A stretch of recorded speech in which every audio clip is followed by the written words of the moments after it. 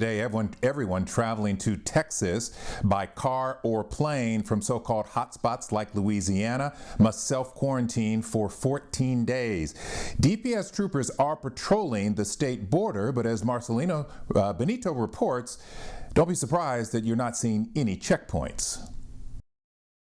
New travel restrictions for those driving into Texas from Louisiana. This order will be enforced like the order that I issued previously about travel from New Orleans. It will be enforced by the Texas Department of Public Safety at and near entry points from Louisiana. But that's not exactly the case. Let's explain. At airports, there are clear signs of visible enforcement and a process in place. DPS officials hand out this form to all travelers who've flown in from these states and cities. Passengers must register where they will self-quarantine for 14 days, and troopers can make unannounced visits to ensure compliance.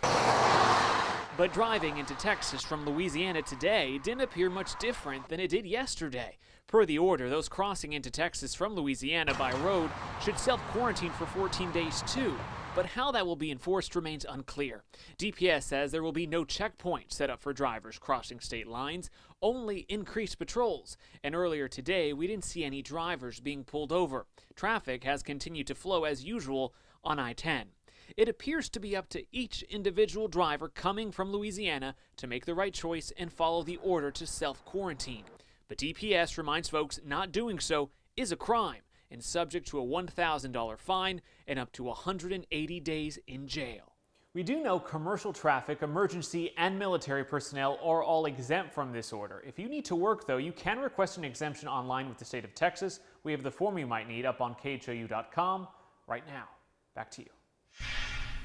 Toyota is